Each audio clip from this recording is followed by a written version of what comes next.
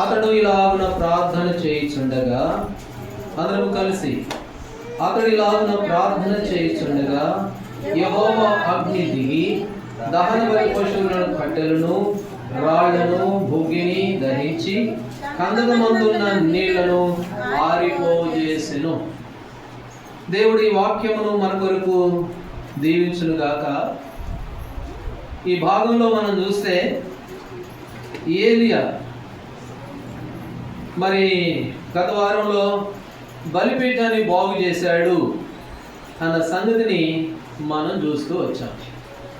ఏలియా బలిపీఠం, పడిపోయిన బలిపీఠాన్ని బాగు చేసి ఆ బలిపీఠం మీద బలి దేవునికి అర్పించాడు. దేవునికి బలి అర్పించాడు.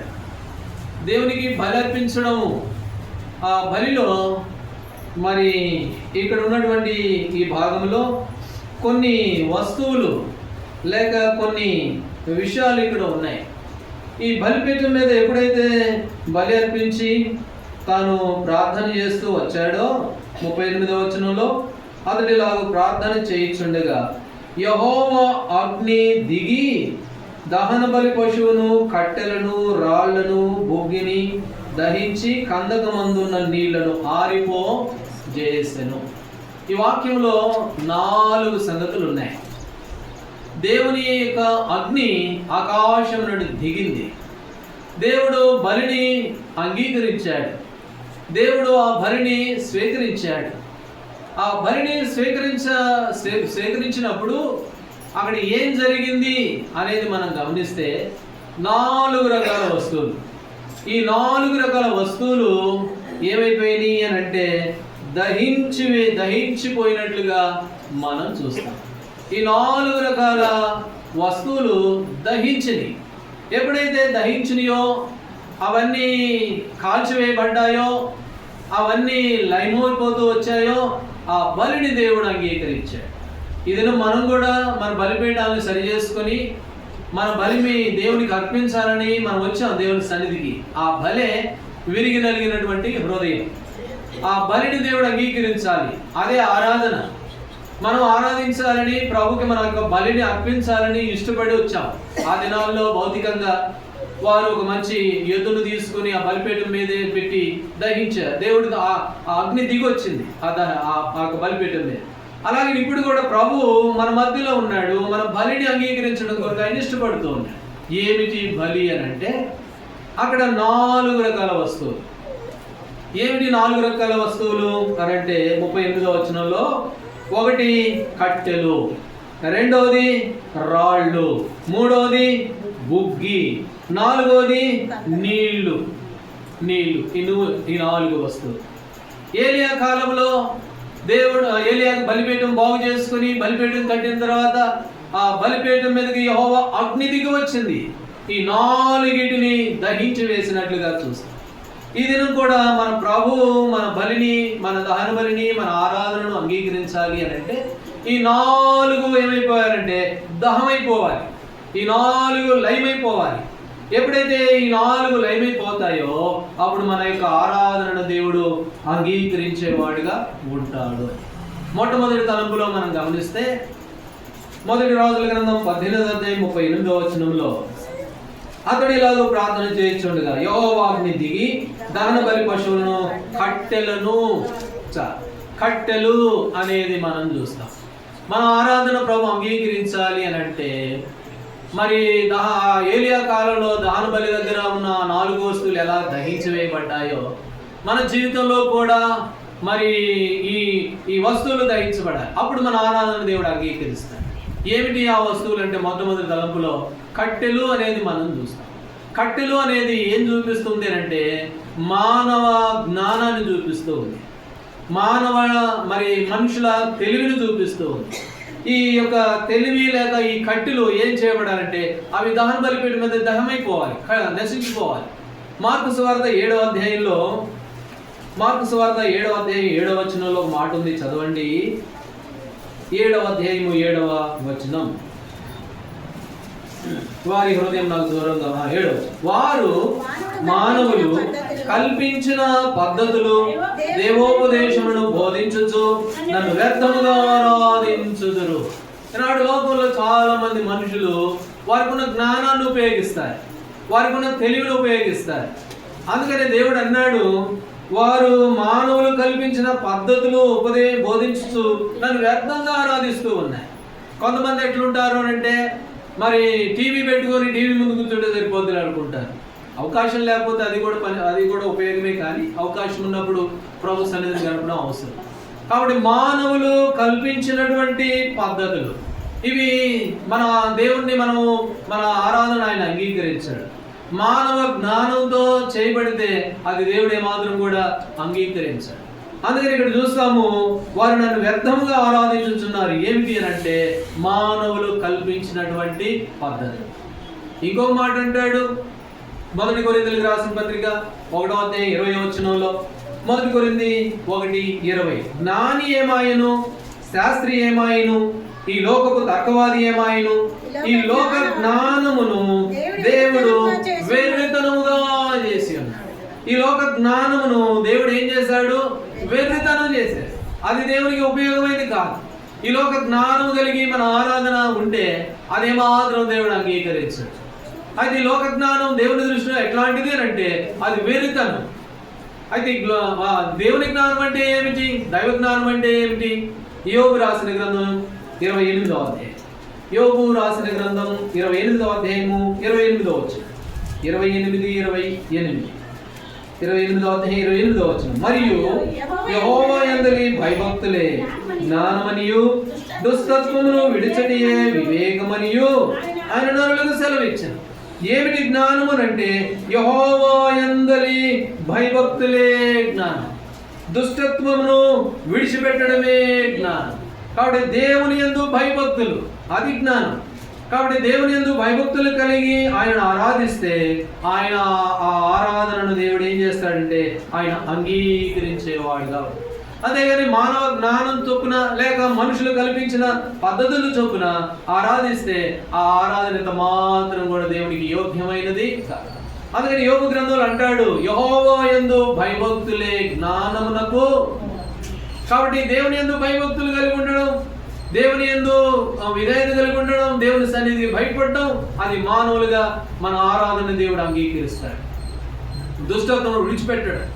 ఇంకొక వాక్యంలో కూడా రాయబడింది 111వ కీర్తనలో 111వ కీర్తన 10వ వచనం. 111:10 యెహోవా యందలి భయము జ్ఞానమునకు మూలము, ఆయన శాసనమును అనుసరించు వారందరూ మంచి వివేకం గలవారగుదురు. కాబట్టి మంచి జ్ఞానం కలిగిన వారు అవుతారు. ఎవరు అంటే ఆయన శాసనములను అనుసరించు వారు, ఆయన యందు భయభక్తులు కలిగిన వారు. కాబట్టి ఆయన శాసనములు ఆయన యందు భయభక్తులు కలిగిన వారు ఏమవుతారంట? మంచి వివేకం కలిగిన వారు, మంచి జ్ఞానవంతులుగా ఉంటారు. అట్టి జ్ఞానము దేవునికి ఇష్టం. అందుకనే 2వ కీర్తన 11వ వచనంలో అంటాడు కీర్తనకారుడు, రండి ఆయన సన్నిధిలో ఏం చేయాలంట? 2వ కీర్తన 11వ వచనం, గడగడా వణుకుచు. చదవండి ఆ మాట. గడగడా వణుకుచు సంతోషించండి. గడగడా వణుకాలి ఆయన సన్నిధికి. గడగడా వణుకుతూ ఆయన సన్నిధిలో గడపాలి. కొంతమందికి దేవుని సన్నిధి అంటే భయం ఉండదు. దేవుని సన్నిధి అంటే ఏమాత్రం కూడా భయం ఉండదు. ఇర్మియా గ్రంథం 5:22 వచనంలో అంటాడు, ఆకాశమును ఇసుకను సరిహద్దుగా నేను నియమించాను. ఆ ఇసుకను దాటి సముద్రం ముందుకు రాదు. వస్తే ఏమవుతుంది? సునామీ వచ్చి ఊర్లు కొట్టుకుపోతాయి. కాబట్టి అంత గొప్ప నీళ్లు కూడా నేను ఇట్లా ఇంత గేదె గీసి ఇక్కడ దాకా ఆగమంటే ఆగిపోయింది. అక్కడ ఏమన్నాడు చెప్పండి? ఇర్మియా గ్రంథం 5:22 వచనం.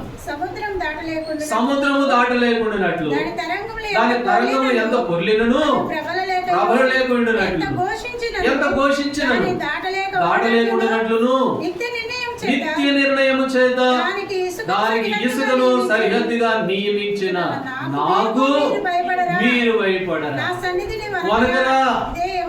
కాబట్టి దేవుని సన్నిధిలో గనగడా వనకాలి, దేవుని సన్నిధికి భయపడాలి. దేవుడు అన్నాడు ఎంత గొప్పవాడిని, ఎంత మహోన్నతుడును. ఆ సముద్రం తరంగాలు పొర్లుతున్నా కూడా ముందుకు రావు కదా, అట్లాంటి నాకు మీరు భయపడరా. కాబట్టి కొన్నిసార్లు భయం లేకుండా దేవుని సన్నిధికి భయపడకుండా దేవుని సన్నిధిలో విధేయత, భయము, భక్తులు లేకుండా గడిపితే ఆ ఆరాధన దేవుడు ఏమాత్రం కూడా అంగీకరించాడు. అందుకనే ఆ రాజుల గ్రంథం 18:38 యెహోవా అగ్ని దిగి వచ్చింది, పాడైపోయిన బలిపీఠాన్ని ఏలియా బాగు చేశాడు. ఆ బలిపీఠం మీదకి దేవుని అగ్ని వచ్చింది, అక్కడ ఆరాధన జరిగింది, ఆ ఆరాధన అంగీకరించాడు. ఎప్పుడు అనంటే అక్కడ కట్టెలన్నీ దహించి వేయబడ్డాయి, మానవ జ్ఞానం అంతా తొలగించబడ్డది. ఏమిటి అనంటే యెహోవా యందు భయభక్తులు కలిగి ఉండడం, దేవుని సన్నిధికి భయపడడం, గడగడావనుచు సంతోషించాలంట. అమ్మో దేవుని సన్నిధి అంటే భయపడాలి, నా సన్నిధి దొరికింది, దేవుని సన్నిధి దొరికిందని సంతోషించాలి. అది దేవుడు దేవుణ్ణి అంగీకరించేటువంటి ఆరాధన అని. ఇంకొక మాట ద్వితీయోపదేశకాండం 4వ అధ్యాయం, ద్వితీయోపదేశకాండము 4వ అధ్యాయము 4వ అధ్యాయము 6వ వచనం చదవండి. 4:6 ఈ కట్టడాలన్నింటినీ మీరు గైకొని ఆచరింపవలెను, వాటిని గూర్చి విను జనులకు అదే మీకు జ్ఞానము, అదే మీకు వివేకము. ఏమిటి వివేకము, ఏమిటి జ్ఞానము అంటే ఆయన కట్టడలను అనుసరించి గైకొనడం. దేవుని సన్నిధిలో భయపడుతూ, ఆయన కట్టడలను అనుసరించి భయపడుతూ గడపడమే మనకు జ్ఞానం, అదే మనకి ఏమిటట వివేకం. అయితే రోమీయులకు రాసిన పత్రిక 2వ అధ్యాయంలో పౌలు అపోస్తలుడు అన్నాడు, మీ గురించి ఒక మంచి సాక్ష్యం ఉన్నది. ఏమిటి ఆ సాక్ష్యము అని అంటే రోమీయులకు రాసిన పత్రిక 10వ అధ్యాయము 2వ వచనం చదవండి. వారిని గురించి ఒక చక్కటి సాక్ష్యం ఇచ్చాడు పౌలు అపోస్తలుడు. మీరు వారు దేవుని యందు ఆసక్తి గలవారని వారిని గురించి సాక్ష్యం ఇచ్చుచున్నారు. అయినను వారి ఆసక్తి జ్ఞానానుసారమైనదిగా. ఆసక్తి ఉంది వాళ్ళకి, ఆరాధించడానికి వస్తున్నారు, ఆరాధించడానికి ప్రభు సన్నిధిలో కూర్చుంటున్నారు, మంచిది. అయితే వారి ఆసక్తి ఎట్లాంటిదట? జ్ఞానానుసారమైనదిగా. ఎట్లాంటిది వారి ఆసక్తి అని అంటే మార్కు సువార్త 7వ వచనం, వారు మానవులు కల్పించిన పద్ధతులను అనుసరించే జ్ఞానం. అది ఇట్లాంటి జ్ఞానం దేవుని దృష్టికి ఏమైందంట? అది వేరుతాను. అందుకని యాకోబు రాసిన పత్రికలు అంటాడు, పైనుండి వచ్చు జ్ఞానము సులభముగా లోబడినది, అది పవిత్రమైంది, సులభంగా లోబడుద్ది అంట. కాబట్టి కట్టడలను అనుసరించి యెహోవా యందు భయభక్తులు కలిగి చెడుతనను విడిచిపెట్టడమే అది జ్ఞానం. ఆ జ్ఞానముతో చేసే ఆరాధన ఆయన అంగీకరిస్తాడు. అంతేగాని ఆదివారం నాడు పోవాలండి, రావాలండి, కూర్చోవాలండి అని మానవులు కల్పించిన పద్ధతుల ప్రకారం చేస్తే ఆ ఆరాధన దేవుడు ఎంత మాత్రము కూడా అంగీకరించు. ఇక్కడ మనం గమనిస్తాము, ఇక్కడ ఆరాధన జరిగింది 1 రాజుల గ్రంథం 18వ అధ్యాయంలో. అయితే ఆ ఆరాధనలో ఏమి దహించవేయబడ్డాయి అని అంటే అతడు ఇలాగూ ప్రార్థన చేయించుండగా యెహోవా అగ్ని దిగి వచ్చి ఆ దహన బలి పశువులను కట్టెలను కాల్చివేసినట్లుగా చూస్తాం. కట్టెలు తొలగించబడ్డాయి, మానవ జ్ఞానము తొలగించబడ్డది. ఈనాడు మనము ఒకప్పుడైతే మానవ జ్ఞానంతో వచ్చానులే కానీ వెళ్ళాలంటండి, పోవాలంటండి, సంవత్సరానికి ఒకసారి అక్కడికి పోవాల్సిందేనంట, అక్కడ ఏదో మొక్కాల్సిందేనంట, ఇవన్నీ పద్ధతులు. అయితే ఇప్పుడు అవన్నీ తొలగించబడ్డాయి. ఇప్పుడు మనం దేవుడిని ఆరాధించే మన జీవితంలో మన మానవ జ్ఞానం లేదు, దేవుడిచ్చినటువంటి జ్ఞానం, సులభంగా లోబడే జ్ఞానం, పవిత్రమైన జ్ఞానం. అటు జ్ఞానముతో దేవుణ్ణి ఈ ఉదయకాల సమయంలో మనం ఆరాధిస్తున్నాం. మనము ఈ మాట జ్ఞాపకం చేసుకోండి, నిజమే ప్రభా, ఒకప్పుడు నాకు ఆసక్తి ఉంది కానీ అది జ్ఞానానుసారమైంది కాదు, మానవులు కల్పించిన పద్ధతులు, మొక్కుబడులు, పోవడం రావడం, పోకపోతే ఏమవుతుందో, ఏం జరుగుద్దో, ఇట్లాంటి జ్ఞానము, ఈ జ్ఞానమంతా తొలగించి వేశారు. అయితే సులభంగా లోబడేటువంటి జ్ఞానమును మీరు అనుగ్రహించారు ప్రభా. ఈ జ్ఞానముతో, ఈ బుద్ధితో, ఈ భయముతో మిమ్మల్ని ఆరాధించి స్తుతిస్తున్నాను అని చెప్పి ప్రభువును ఆరాధించవలసిన వారంగా ఉన్నాం. రెండవదిగా మనం గమనిస్తే 1 రాజుల గ్రంథం 18వ అధ్యాయము 38వ వచనం, అతడు ఇలాగూ ప్రార్థన చేయించుండగా యెహోవా అగ్ని దిగి దహన బలి పశువులను, కట్టెలను, రాళ్లను చాలు. రెండవది, ఆరాధనలో మరొకటి లయమైపోయింది.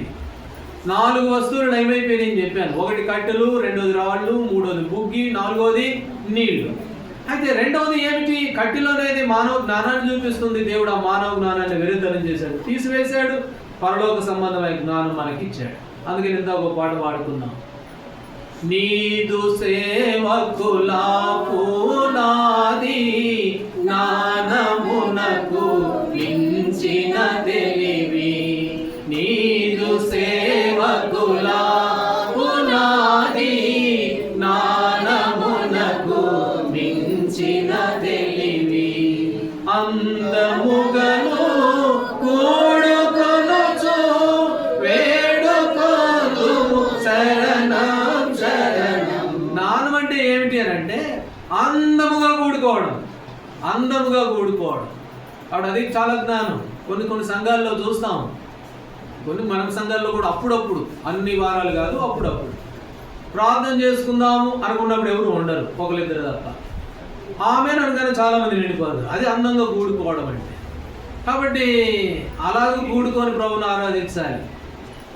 ఇక్కడ మనం గమనిస్తే కట్టెలు, దేవుడు అట్లాంటి జ్ఞానము, అట్లాంటి సంఘము, సహవాసము, అందంగా కూడుకునే సంఘం ఇచ్చి, అందంగా కూడుకోకపోతే అది ఆరాధన దేవుడు అంగీకరించాడు. కాబట్టి అది జ్ఞాపకంగా, సమయాన్ని కూడా జ్ఞాపకం చేసుకోవాల్సిన వారంగా ఉంది. సరే, రెండో విషయానికి వెళ్తే, ఆ దహన బలిపీఠంలో లేక ఆ దహన బలిలో, ఆ ఆరాధనలో రెండవ వస్తువు ఏమిటి అని అంటే రాళ్ళు అనేది మనం చూస్తాం. రాళ్ళు అంటే రాళ్ళు ఎలా ఉంటాయి చెప్పండి? మెత్తగా ఉంటాయి కదా. ఆ రాయి తీసుకొని కొడితే దూదితో కొట్టినట్టు చాలా తేలిగ్గా ఉంటుంది, అంతేనా? అలా ఉంటుందా? రాయి అనేది చాలా కఠినం, చాలా గట్టిది, చాలా అది బాధ కలిగించేది. రాయి తీసుకొని కొడితే రక్తం రావడమే, రక్తం కళ్ళు చూస్తుంది, బాధ కలిగించేది రాయి. యెహెజ్కేలు గ్రంథంలో ఒక మాట అన్నాడు, రండి 11వ అధ్యాయం. యెహెజ్కేలు గ్రంథం 11వ అధ్యాయము 19వ వచనం. 11వ అధ్యాయము 19వ వచనం చదవండి.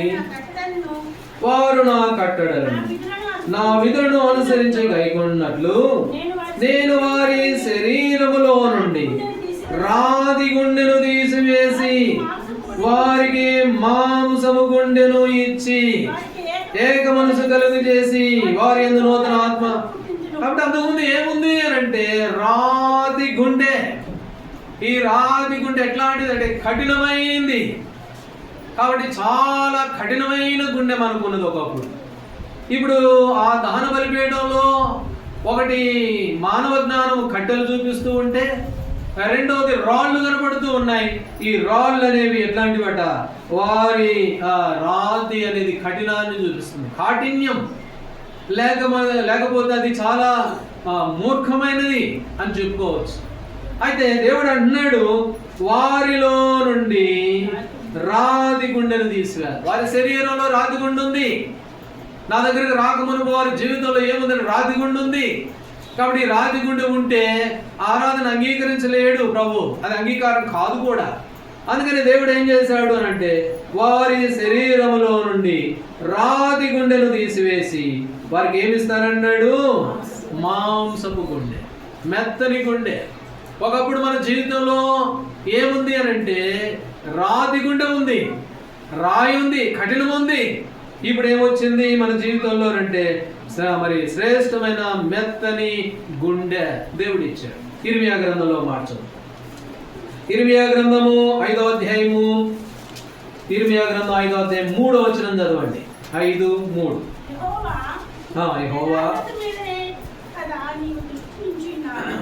యెహోవా యథార్థత మీదనే కదా నీవు దృష్టి ఎంచుచున్నావు. నీవు వారిని కొట్టితివి గాని వారికి దుఃఖము కలగలేదు, వారిని క్షీణింపజేసి ఉన్నావు గాని వారి శిక్షకు లోపడుతున్నారు. రాతి కంటే తమ ముఖములను కఠినముగా చేసుకుని ఉన్నారు మల్లుటకు. ఇది మన జీవితం. ప్రభు దగ్గరికి రాకమునుపు మన స్థితి ఏమిటి అని అంటే కొట్టినా కూడా దుఃఖం అనిపించేది కాదు. అంతేకాకుండా మనల్ని ఏం చేసుకున్నామంటే రాతి కంటే కఠినంగా చేసుకున్నవారు, మల్లుటకు మరి ఏమాత్రం సమ్మతించినటువంటి వారు. ఇది మన జీవితాల్లో ఒకప్పుడు ఉన్నటువంటి మన యొక్క తీరు. మల్లుటకు సమ్మతించిన వారు కాము, కఠినమైన హృదయం కలిగిన వారు, కఠినమైనటువంటి హృదయాన్ని కలిగినటువంటి వారు. అయితే ఇప్పుడు దేవుడు ఏం చేశాడు? ఆ కఠినత్వాన్ని తొలగించి మాంసపు గుండెను దేవుడు మనకిచ్చినట్లుగా ఈ భాగంలో మనం చూస్తాం. యెషయా గ్రంథంలో యెషయా గ్రంథం 46వ అధ్యాయము 12వ వచనంలో ఒక వాక్య భాగాన్ని మనం చదువుతాం. యెషయా గ్రంథం 46:12 కఠిన హృదయులై నీతికి దూరముగా ఉన్న వారులారా ఆలకించండి, దగ్గరికి రప్పించి ఉన్నాను, అది దూరంగా లేదు. నీతికి కఠిన హృదయులై నీతికి దూరంగా ఉన్న వారులారా. ఒకప్పుడు మనం నీతికి దూరంగా ఉన్నవారు, దేవుని సన్నిధికి దూరంగా ఉన్నవారు. తద్వారా మనము మన హృదయాలు ఎట్లున్నాయట? కఠినముగా ఉన్నాయి. రోమీయులకు రాసిన పత్రిక 2వ అధ్యాయంలో కూడా రండి. రోమీయులకు రాసిన పత్రిక 2వ అధ్యాయము 5వ వచనం. రోమా 2:5. నీ కాఠిన్యమును మార్పు పొందని హృదయమును అనుసరించి చాలు. కాబట్టి ఒకప్పుడు మన జీవితంలో నీతికి దూరంగా ఉన్నాం, కఠినంగా ఉన్నాం. అంతేకాకుండా ఇక్కడ మనం రోమీయులకు రాసిన పత్రికలో మనం గమనిస్తే నీ కాఠిన్యమును మార్పు పొందని నీ హృదయము. ఇప్పుడు చదవండి రోమా 11:7. రోమీయులకు రాసిన పత్రిక 11వ అధ్యాయము 7వ వచనం. 11వ అధ్యాయము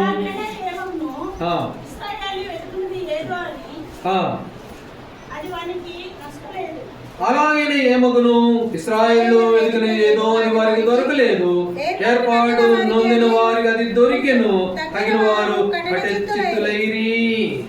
25వ వచనం. సహోదరులారా, మీ దృష్టికి మీరే బుద్ధిమంతులమని అనుకుంటున్నట్లు ఈ మర్మము తెలుసుకుని కోరుచున్నాను. అదేమనగా అన్యజనుల ప్రవేశం సంపూర్ణమగు వరకు ఇశ్రాయేలుకు కఠిన మనసు కొంత మట్టుకు.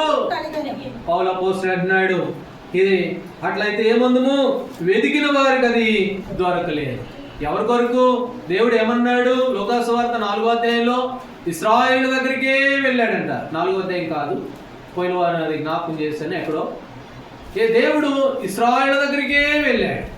అయితే దొరికే వారికి అది, వెతికే వారికి అది దొరకలేదంట, వెతకిన వారికి దొరికింది. మనకు దొరికింది. ఎందుకనంటే 25వ వచనంలో మన అన్ని జనుల ప్రవేశము, అన్ని జనులు రక్షణ పొందేందుకు, వారి కఠిన హృదయాలు మార్పు పొందేందుకు. ఇశ్రాయేలుకి ఏమైందట? కఠిన మనసు. కాబట్టి వారు కఠిన మనసు రావడం మన జీవితాల్లో గొప్ప ఆశీర్వాదం. వారు దేవుణ్ణి తృణీకరించడం ద్వారా ఈ గొప్ప భాగ్యం మనకు వచ్చింది. తిమోతికి రాసిన పత్రికలో పౌలు అపోస్తలుడు అన్నాడు అన్నమాట.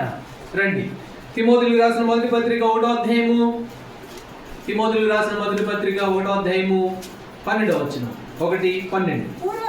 పూర్వము దోషకుడును హింసకుడును హానికరుడనైన హానికరుడా హింసకుడను దేవదోషకుడను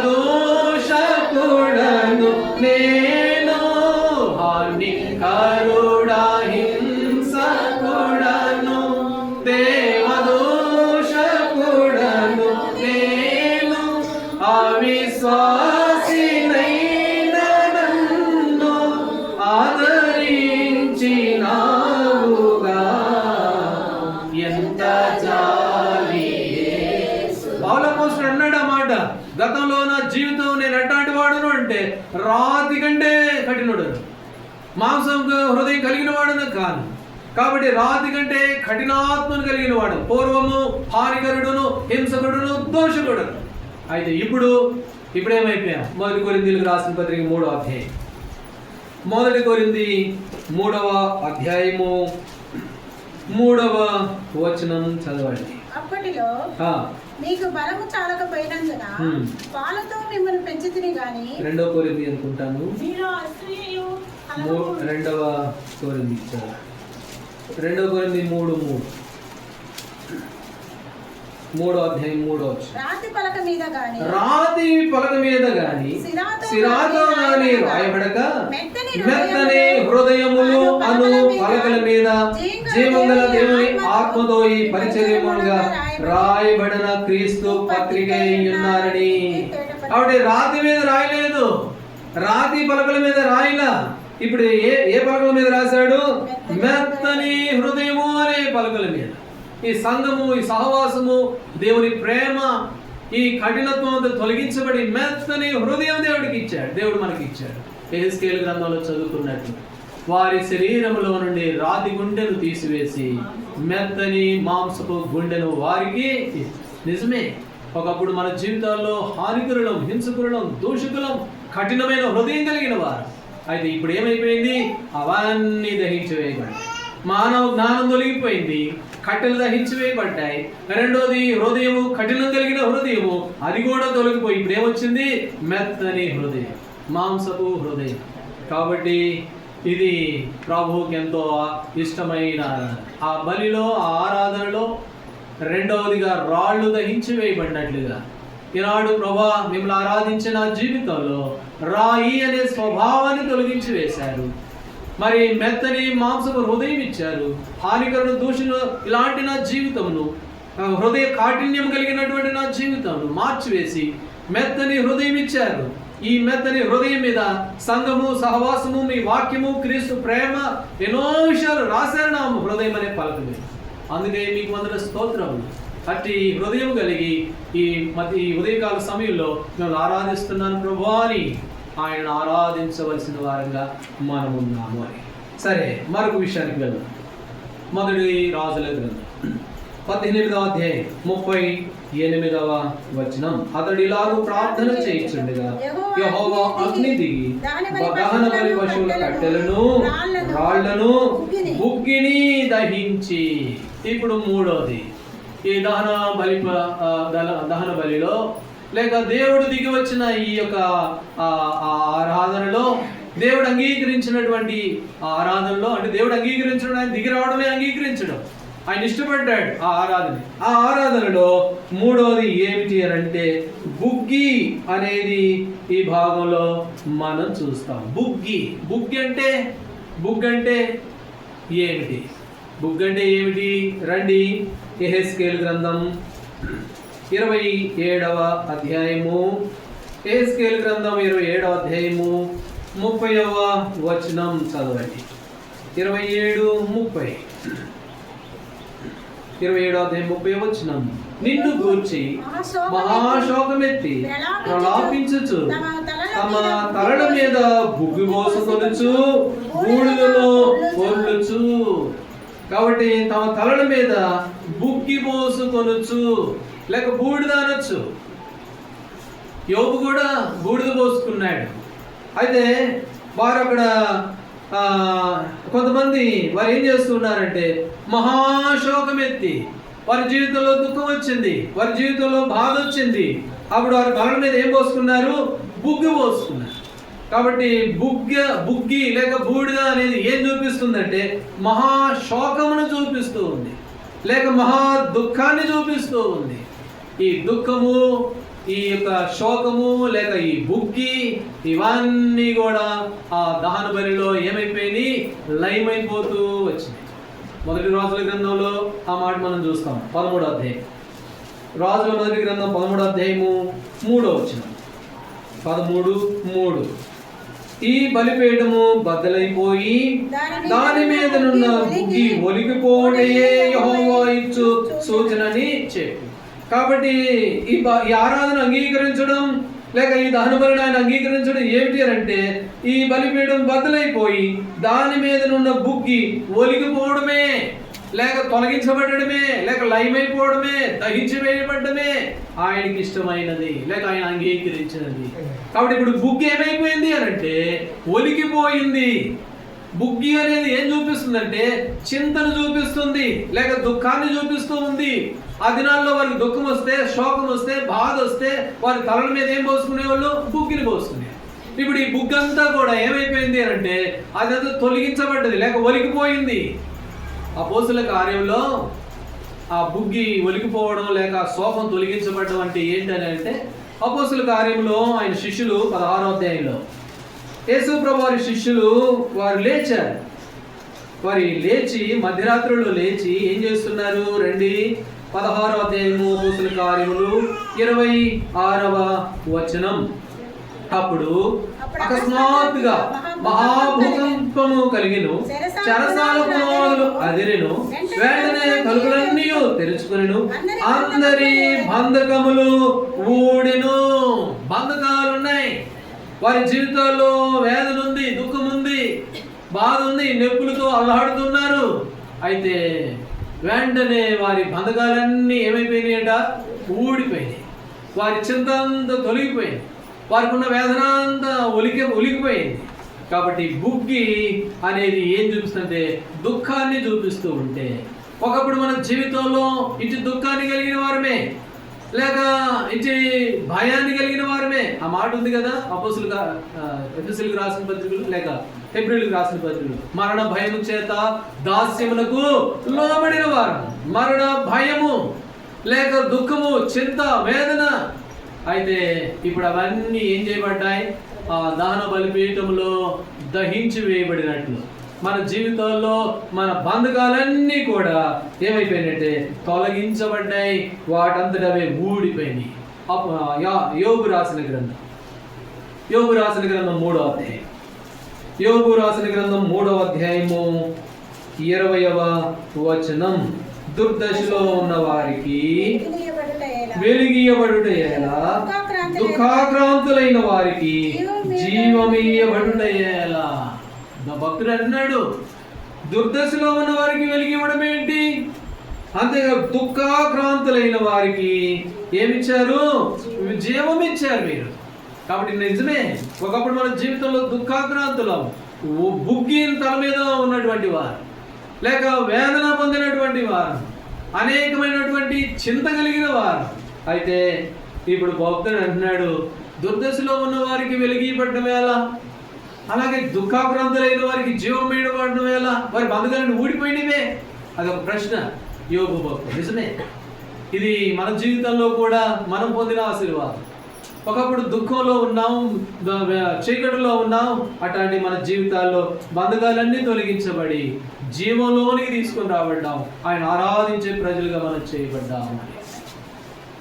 ఆ బుగ్గి ఏం చేయబడిందంట? 3వది ఒలిగిపోయింది, తొలగించబడ్డది, దహించి వేయబడింది. వ్యక్తిగతంగా మన జీవితాల్లో దేవుడు చేసినటువంటి ఈ 3వ మేలును బట్టి ప్రభువును మనము ఆరాధించే వారంగా ఉంటాం. యెషయా గ్రంథము 51వ అధ్యాయం.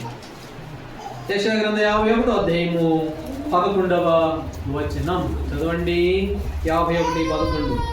యెహోవా విమోచించిన వారు సంగీతనాదముతో సియోనుకు తిరిగి వచ్చెదరు.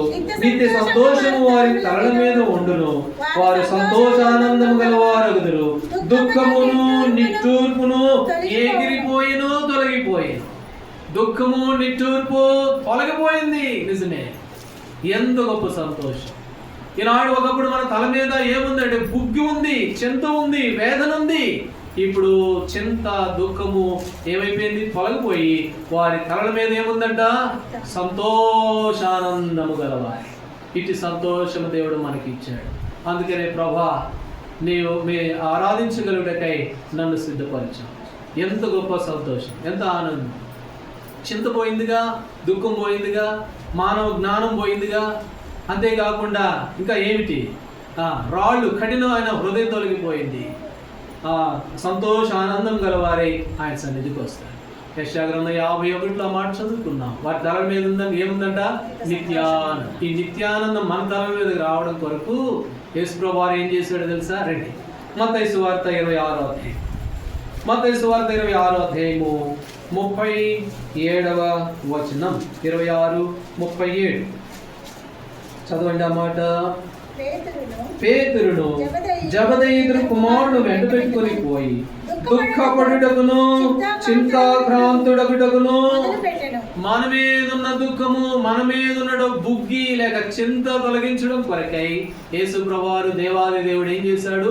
చింతాక్రాంతుడే. మన కొరకే ఆయన చింతపడ్డాడు, మన కొరకే ఆయన దుఃఖపడ్డాడు. కాబట్టి ఎంత గొప్ప దేవుడు. ఒక ఆయన కోపం వచ్చింది. ఒక ఆయన కోపం వస్తే ఏమైపోయింది తెలుసా? తల ఎగిరి పక్కన పడ్డది. ఇవన్నీ హిస్టరీకి వెళ్ళొద్దు మనం, మళ్ళీ అది మనకి కాంట్రవర్సీకి వెళ్ళిపోతాయి. వారి కోపం వస్తే అట్లా ఉంటుంది. అయితే మానవుల కొరకు దేవాది దేవుడు ఏమైపోయాడంట? చింతాక్రాంతుడైపోయాడు. నీ కొరకు, నా కొరకు దుఃఖాక్రాంతుడయ్యాడు. మన మీద ఉండాల్సిన బుక్కి ఇప్పుడు ఆయన మీదకి వెళ్ళిపోయింది, లేక ఆయన దుఃఖపడుతూ ఉన్నాడు. కాబట్టి మనకి ఇవాళ నిత్యానందం మన తలల మీద దేవుడు ఉంచాడు. నిజంగా ప్రభా, ఇంత గొప్ప ప్రేమ. మీ ప్రేమకు ఏమి ఇవ్వగలరు? ఏమి ఇచ్చి మీరు రుణాన్ని తీర్చగలరు? అని చెప్పి ప్రభువుని మనము వ్యక్తిగతంగా ఆరాధించవలసిన వారంగా మనమున్నాము అని. మొదటి రాజుల గ్రంథము 18వ అధ్యాయము 38వ వచనం. అతడిలాగు ప్రార్థన చేయుచుండగా యెహోవా అగ్ని దిగి దహనబలి పశువులను, కట్టెలను, రాళ్లను, బుగ్గిని దహించి కందకమున్న నీళ్లను ఆరిపోవు. కాబట్టి ఏలియా పడిపోయిన బలిపీఠాన్ని బాగు చేశాడు. ఏలియా బలిపీఠాన్ని సరిచేశాడు. ఆ బలిపీఠం మీద దేవుడు ఆరాధించడం కొరకై తాను తన జనులు సిద్ధపడ్డాడు. అయితే ఆ ఆరాధనలో దేవుడు దిగి వచ్చాడు. యెహోవా అగ్ని దిగి వచ్చి 3 రకాల వస్తువులని దహించి వేసింది. ఏమిటా 3 రకాల వస్తువులు అంటే, ఒకటి కట్టెలు. ఈ కట్టెలు అనేవి మానవ జ్ఞానాన్ని చూపిస్తూ ఉంటే దేవుడు మానవ జ్ఞానం అంతా తొలగించి వేసి దాన్ని వెరితనముగా చేసి పరలోక సంబంధమైన జ్ఞానం, అదే దేవునికి భయపడే జ్ఞానం, సులభంగా లోబడే జ్ఞానం, ఇదే మీకు వివేకము, ఇదే మీకు జ్ఞానము అని ద్వితీయోపదేశ కాండంలో చెప్పినట్టు అట్టి జ్ఞానం దేవుడిని ఇచ్చాడు. అందుకనే మొదటి తలంలో ఈ మాట నాకు నిజమే ప్రభువా, మీ జ్ఞానము నాకు ఇచ్చారు. నా జ్ఞానం వెరితనమిదే, మానవులు కల్పించిన పద్ధతులు అనుసరించేదే నా జ్ఞానం. ఈ జ్ఞానం తొలగించి వేశావు, పరలోక సంబంధమైన జ్ఞానం ఇచ్చావు. రెండవది, రాళ్లు దహించి వేయబడ్డాయి ఆ ఆరాధనలో. ఈ ఆరాధనలో ఈ ఉదయకాల సమయంలో మనం ఇచ్చే ఆరాధనలో మన జీవితాల్లో రాళ్ళు ఉన్నాయి. ఒకప్పుడు ఏమిటి ఆ రాళ్ళు అని అంటే, రాతి గుండె, కఠినం. అయితే ప్రభు అన్నాడు, మాంసం గుండె ఇచ్చాను వారికి. రాతి పలకల మీద రాయలా, కఠినమైన హృదయం మీద రాయలా. దేని మీద రాశాడంట? 2 కొరింథీ 3 అందులో కదా మనం చదువుకున్నది, మెత్తని హృదయం అనే పలక మీద దేవుడు వాక్యం రాశాడు. ఆ మెత్తని హృదయం దేవుడు మనకి ఇచ్చాడు. నూతన స్వభావం దేవుడు ఇచ్చాడు. మూడవదిగా ఏంటి అంటే, బుగ్గి అనేది శోకాన్ని, దుఃఖాన్ని చూపిస్తూ ఉంటే, ఒకప్పుడు ఉంది మన తలల మీద ఆ దుఃఖము, ఆ శోకము, ఆ బాధ. ఇప్పుడు ఏమొచ్చింది? నిత్యానందము. అయితే మన మీద నిత్యానందం వచ్చింది, ఆయన మీదకి ఏమైపోయింది? దుఃఖం అయిపోయింది. గెత్సెమనే తోటలో ఆయన దుఃఖాక్రాంతుడైపోయాడు మనుషుల కొరకు. అందుకని అన్నాడు ఆదికాండంలో, ఓ అమానవులను చేసినందుకు. ఎవరితో అన్నాడు ఆ మాట? ఎవరితో అన్నది ఆ మాట? నేను సంతాపడుచున్నాను అన్నాడు కదా. ఎవరితో చెప్పండి? ఎవరితోటి? నోవాహుతో కదా.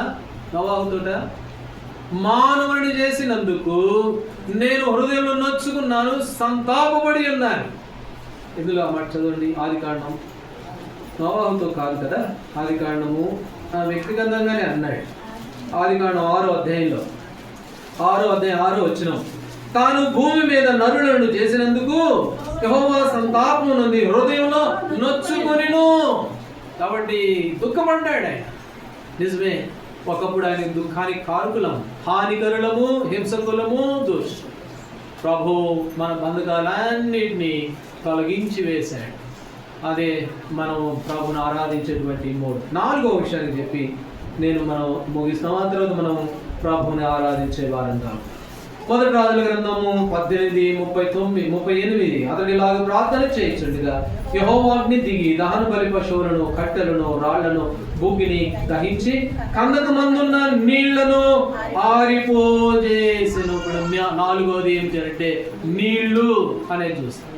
ఈ నీళ్ళు అనేది ఏం చూపిస్తున్నాయి అని అంటే, దహన బలి మీద అగ్ని దిగి వస్తుంది కదా. ఇప్పుడు అగ్ని దిగి వచ్చినప్పుడు ఈ నీళ్ళు ఏం చేస్తాయి అంటే, అగ్నిని ఆటంకపరుస్తాయి. అగ్నిని ఆర్పేది ఏంటి చెప్పండి? అగ్నిని ఆర్పేది ఏంటి? గాలి ఎదిలామా ఇంకొంచెం ఎక్కువ అవుద్ది. అయితే ఏంటి అగ్నిని ఆర్పేది అంటే? నీళ్లు. అంటే ఈ నీళ్లు కూడా దహించి వేయబడ్డాయి, అవి కూడా ఆరిపోయినాయి, ఇంకేం లేవు, అంతా శూన్యమైపోయింది. అంటే నీళ్లు అనేది ఏం చూపిస్తున్నాయి అని అంటే, ఆటంకమును చూపిస్తూ ఉంది. ఆటంకపరిచేవిగా ఉన్నాయి నీళ్లు. ఒకప్పుడు మన జీవితంలో ఆటంకమే. ఫరో దగ్గరికి వెళ్ళారు మోషే, ఇశ్రాయేలు అందరూ. ఏమండి రాజుగారు మా దేవుడిని మేము ఆరాధించాలండి అని అంటే, అప్పుడు ఫరో ఏమన్నాడు? నిర్గమాకాండం 8వ అధ్యాయంలో ఫరో ఒక మాట అన్నాడు. ఏమన్నాడు? 25వ వచనం చదవండి. 25. అప్పుడు ఫరో మోషే అహరోనును పిలిపించి, మీరు వెళ్ళి ఈ దేశంలో మీ దేవునికి బలి అర్పించుడని వారితో వెళ్ళిపోయి అడిగారు. రాజుగారు మా దేవుడు గొప్పవాడండి, మా దేవుడిని పూజించుకుని మేము ఉండలేమండి, మా దేవుని ఘనపరచాలండి అని అంటే ఆయన కూడా చాలా మంచోడు రాజుగారు. ఆ ఫరో రాజు చాలా మంచోడు. ఏమన్నాడు? అవునా, అట్లయితే వెళ్ళండి, ఈ దేశంలోకి పోయి మీ దేవుని ఆరాధించండి అని. ఆ తర్వాత లేదు లేదు మేము ఈ దేశంలో మేము అలాగ చేయము అని అంటే మేము చాలా దూరం వెళ్ళి ప్రభుని ఆరాధించాలని వారు అన్నప్పుడు 28వ వచనం, అందుకు ఫరో మీరు అరణ్యంలో మీ దేవుడిని యెహోవాకు బలి అర్పించుటకు మిమ్మల్ని పోనించదును గాని దూరం పోవద్దు, అక్కడ పోండి. ఆదివారం వస్తే మందిరానికి పోండి, ఆదివారం నాడు ప్రభు బిడ్డలుగా ఉండండి, ఆరాధించండి, రండి, మళ్ళీ నేను చెప్పినట్టుగా చేయండి, పోండి ఆరాధించండి, కానీ దూరం మాత్రం పోవద్దు. ఆదివారం వెళ్ళు మందిరానికి, ఆదివారం మాత్రం ఆయన బిడ్డగా ఉండు, మిగతా అప్పుడంతా నా బిడ్డగానే ఉండాలి నువ్వు. అది మన నాటకపరచు, అపవాది మన నాటకపరిచే విధానం ఇది. కాబట్టి ఈ దహన బలిలో 4వదిగా ఆటంకమంతా తొలగించబడ్డది. ఒకప్పుడు మన జీవితంలో ఎంత ఆటంకం కలిగిన వారమో. కాబట్టి ఇక్కడ అన్నాడు, వెళ్ళండి ఆరాధించండి, కానీ దూరం మాత్రం పోవద్దు, నాతోటే ఉండాలా, నాలాగే ఉండి తుమ్ముదట్లు అలాగే ఉండాలి, దూరం మాత్రం పోవద్దు. మనం కూడా అంటాం, అంత దూరం ఏం పోతాంలేండి, అంత దూరం పోవడం అంటే నా వల్ల కాదండి, ఏదో ఇంటి పక్కన ఇక్కడెక్కడ ఉంది కదా అక్కడ ఉంటానులేండి. అట్లా మనము సోమరిపోతులం అయిపోయిన సందర్భాలు లేకపోలేదు గతంలో. అయితే అబ్రహాము దేవుని ఆరాధించడానికి వెళ్ళాడు, సమర్పణతో వెళ్ళాడు. ఆదికాండం 22వ అధ్యాయంలో సమర్పణతో కొడుకును పట్టుకొని, కట్టెలు పట్టుకొని, నిప్పు పట్టుకొని, కత్తి పట్టుకొని పోయి ఏం చేశాడు చెప్పండి? ఆదికాండం 22వ అధ్యాయం, ఆదికాండం 22వ అధ్యాయం 4వ వచనం, 22:4, 22వ అధ్యాయం 4వ వచనం. 3వ నాడు అబ్రహాము కనులెత్తి దూరం నుండి ఆ చోటును చూచి, ఎన్నో రోజు? 3వ రోజు. ప్రభుని ఆరాధించడం కొరకై 3 రోజుల ప్రయాణం, 3 రోజులు ప్రయాణం చేసి దూరం నుండి ఆ స్థలాన్ని చూశాడు. ఎంత సంతోషం వేసిందో అబ్రహాముకి.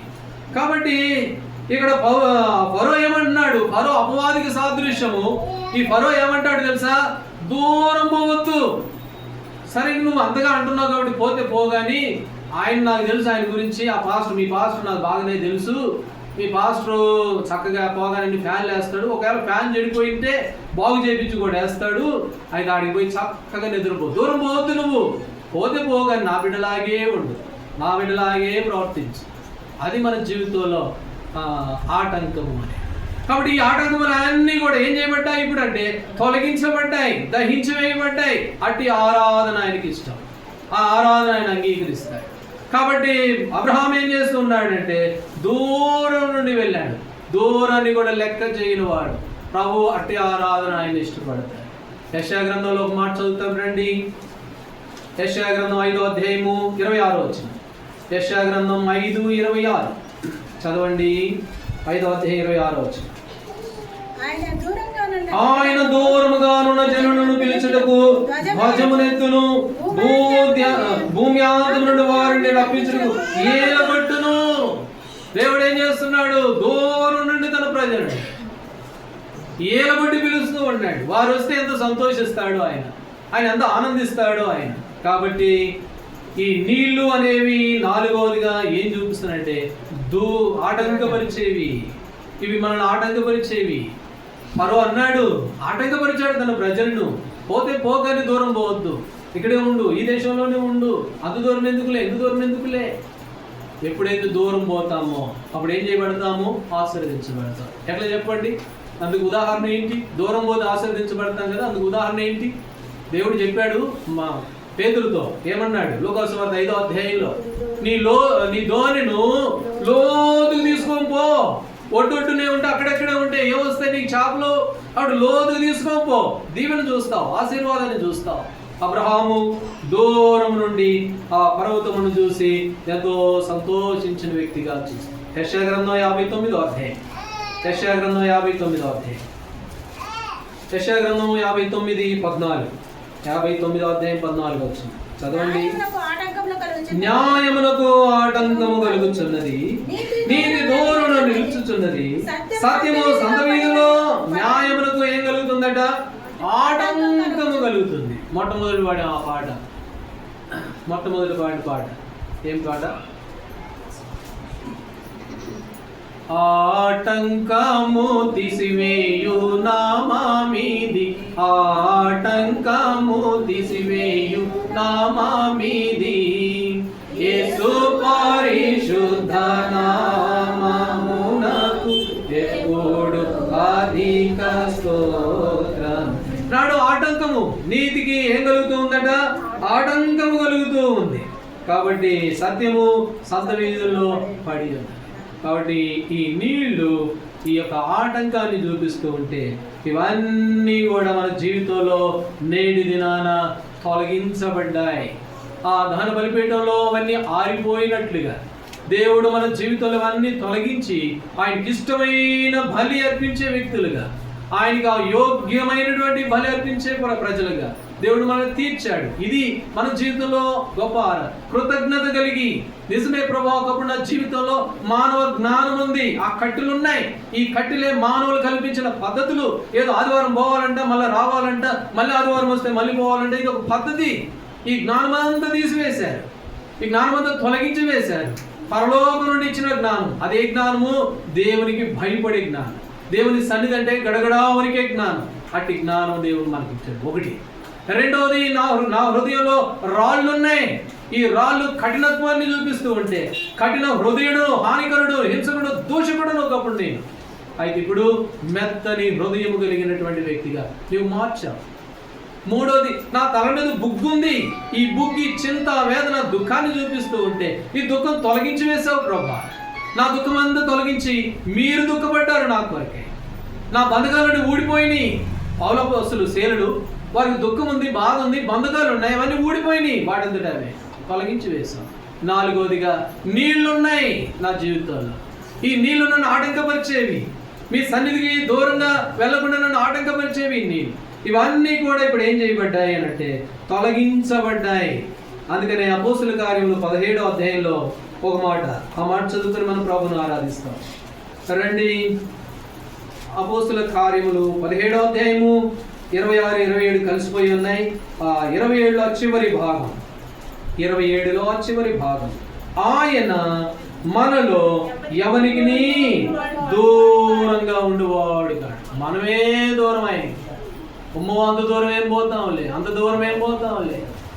కాబట్టి మనం ఆయనకు దూరమే కానీ ఆయన మనకి ఎవరికి కూడా ఆయన దూరంగా ఉండేవాడు.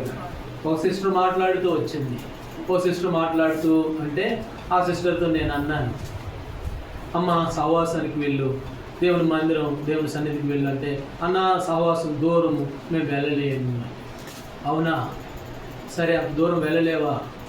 ఆమె పింఛన్ కోసం వస్తుంది. ఎక్కడి నుండి? చాలా దూరం నుండి వస్తుంది. ఊరి పేర్లు చెప్పాలండి, ఎక్కడి నుండో వస్తుంది. అయితే పింఛన్ దూరం లేదమ్మా అంటే నేను అవుతాం. పింఛన్ దగ్గరే, ఎంత దూరమైనా దగ్గరే. బెంగళూరు అయినా, చెన్నై అయినా, లేకపోతే ఇంకా గుంటూరు అయినా, విజయవాడ, అది దగ్గరే. అయితే దేవుని మందిరము దూరం, మనం దూరమే కానీ ఆయన మనలో ఎవరికి దూరంగా ఉండువాడు. కాబట్టి ఈ మొదటి రాజుల గ్రంథము 18వ అధ్యాయంలో 38వ వచనంలో మనం చదువుకున్నట్లు, యెహోవా అగ్ని దిగి ఆ దహన బలిని వాటన్నిటిని దహించి వేసి ఆ ఆరాధన లేక ఆ బలిని దేవుడు అంగీకరిస్తూ వచ్చాడు. అందులో భాగంగా 4 సంగతులు. ఒకప్పుడు ఇవన్నీ మనం కలిగిన వారు, ఇప్పుడు అవన్నీ తొలగించబడ్డాయి. ప్రభుకి ఇష్టమైన ఆరాధన లేక ఆ బలిని అర్పించే ప్రజలంగా దేవుడు మార్చుకున్నాడు. కాబట్టి కృతజ్ఞతతో, ప్రభా, నీవు నన్ను మార్చిన విధము కొరకై, నన్ను తీర్చినటువంటి విధాము, వాటన్నిటి కొరకై మిమ్మల్ని కనపరుస్తున్నాను, ఆరాధిస్తున్నాను అని చెప్పి వ్యక్తిగతంగా కొన్ని నిమిషాలు ప్రభువును మనం స్తుతించి ఆరాధించి మహింపరిచే వారంగా మనం ఉంటాం. దేవుడు ఆ విధంగా మనకు సహాయపడునుగా. కొన్ని నిమిషాలు విన్న వాక్యమును ఆధారం చేసుకొని వ్యక్తిగతంగా ఒకరి తర్వాత ఒకరు, మొదట గత వారంలో ఎవరైతే ఆరాధించలేదో వారు, ఆ రెండవదిగా తర్వాత మిగిలిన వారి సమయాన్ని తీసుకుని బహుక్లుప్తంగా, చాలా క్లుప్తంగా మిగతా వారికి సమయం ఇచ్చినట్లు బిగ్గరగా ఒకరి తర్వాత ఒకరు ప్రభువును ఆరాధించారు. ఆపరిశుద్ధుడైన మా తండ్రి,